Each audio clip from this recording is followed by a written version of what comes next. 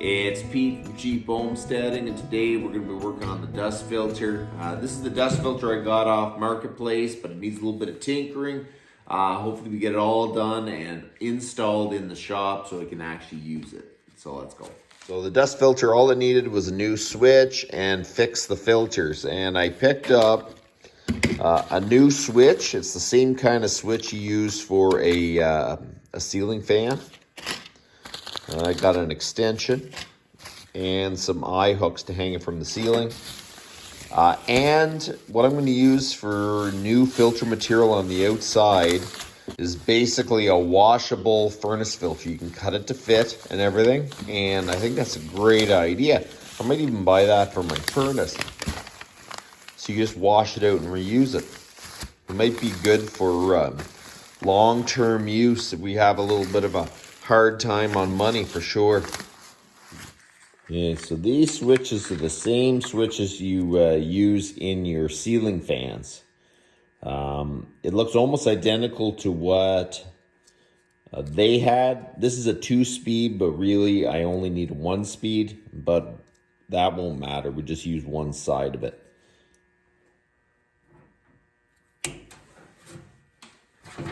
Okay, so we're just going to cut off the old switch.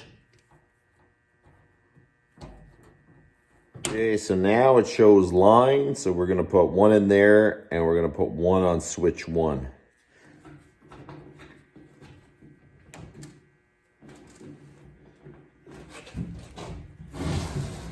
Let's test that out. Okay, so that switch is a 2-speed switch, so I'm going to have a dead spot. I'm going to be fine with that because that's the only switch I could find.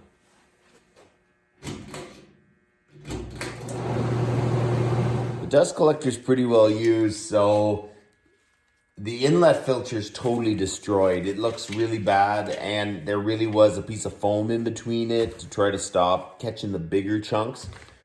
I don't think I can actually fix this. So that's why I bought the washable furnace filter. It is 1 inch thick, and it's practically the same thickness as the filter itself. I think I can cut it to the right size and slide it on the outside just to replace the whole filter. We're gonna lay it out, cut it, and see if we get that to work.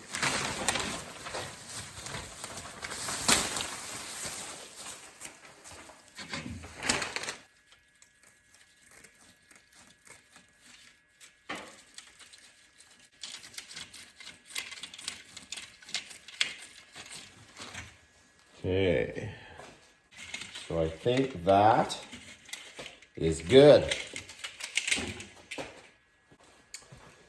You can keep the rest of this, it'll come in handy somewhere.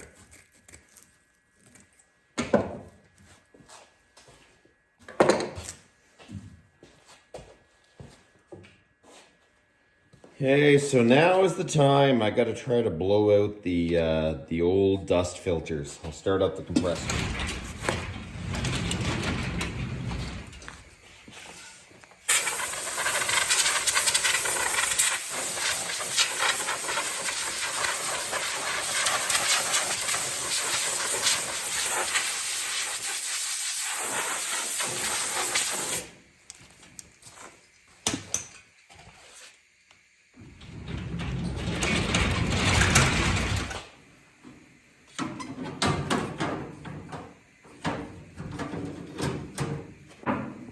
And let's see if this works.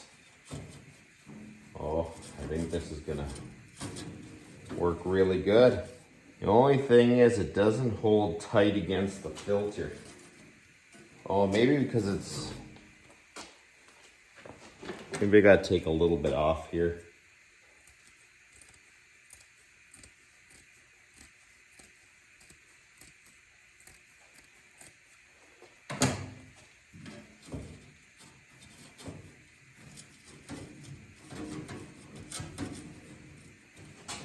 Much better. And I bet when I plug it in, it's gonna suck it to it.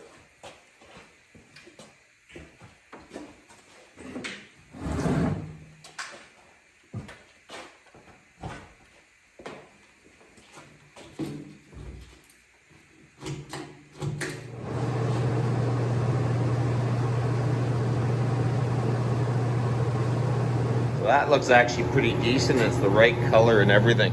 So now we have to hang it way up there. Okay, so we're gonna use these eye hooks and we're gonna screw it into the ceiling. I'm just gonna use wire to come down and hang the dust collector. It doesn't really weigh very much. I think that's the most cost-effective way to get it hung in my garage. That's the nice way of saying I'm just too cheap to go buy chain. Chain was going to be quite a bit of money because my ceiling's pretty tall, and I'm like, it doesn't weigh very much, and wire's pretty cheap.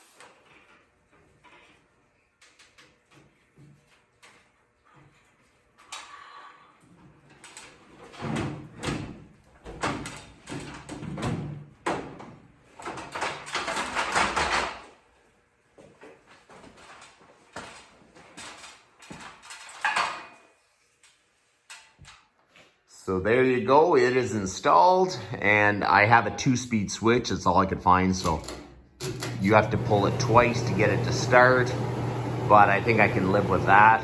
I think the height is pretty decent. If I have to raise and lower it, I can, but I really think this is gonna work really good.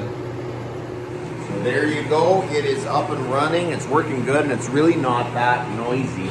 And it moves a good amount of air. So I put the side that sucks from this side because that's where I'm planning to put all my real dirty tools like my sanders and stuff like that. It blows out to the back. So I think that's gonna work good, but if I have to move it around, I can. And it really does seem to move a good quantity of air, so I think it's gonna work good. So that's about enough for today. You guys have a good